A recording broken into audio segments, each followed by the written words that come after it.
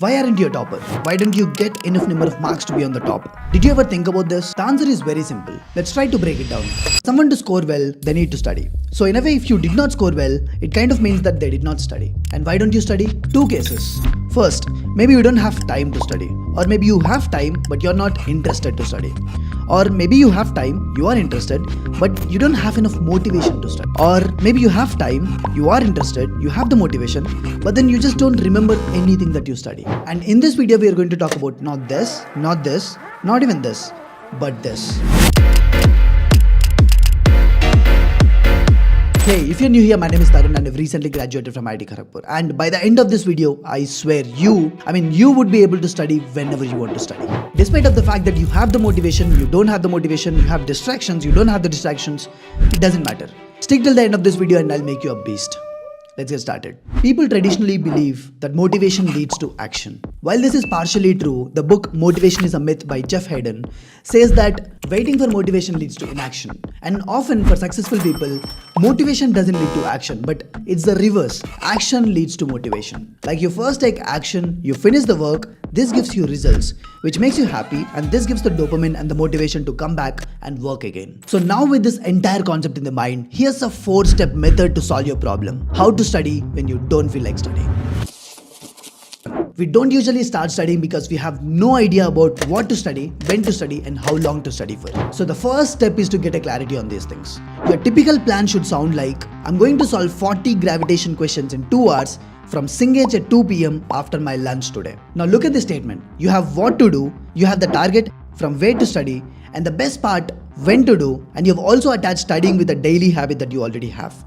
This method is called habit stacking, where you attach a new habit with an existing habit. This creates a reminder and makes it easier to establish a desired habit, which in this case is studying. Understood? Now I want you to rewatch the past 15 seconds because I've mentioned a lot of information and I'm pretty sure that something might have skipped your mind. Got it? Chalo, now once you make the plan and get a clarity on the things, let's move to the second step. Step 2.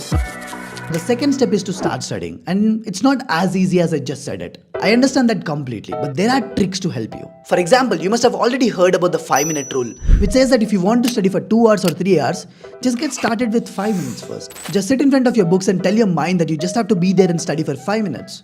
That's it. And just get started. This will break the initial resistance and you'll realize just after 5 minutes that it is very easy for you to continue studying. Got it? So now rooting back, the first step, you made a plan to study. In the second step, you started studying. Now the third step is to continue studying so that you can finish studying and get into something called the motivation loops. You'll understand what motivation loops are at the end of this video, just after 1 minute. So now moving on to the next step, step 3. Continuing to study for 2 or 3 hours is not an easy task to do. And that's why we have techniques like the Ultradian sprints, the focus sprints, the Pomodoro technique, all of these things. These techniques can actually help you to study longer. I've already talked about all these things in my previous video, so I'll just put that video in the end screen so that you can watch it after this video. Otherwise, just take a screenshot of these 3 slides, and go through them later.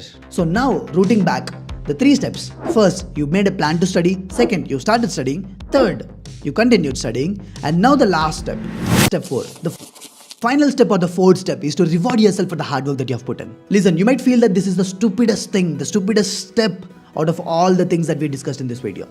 But this is one of the most important steps. Because rewards are the things that trigger your mind into start studying next time. So that you'll close the motivation loops. So it's like you work, you do it well, it gives you the dopamine to start doing the work again. Got it? And that is what I meant when I said for most of the successful people, it's the action that leads to motivation, not the other way around. Successful people don't wait for motivation to come so that they can start working. They just start working because they just have to. Got it? So just summing it up, all the things that I mentioned in this video will definitely help you to start studying.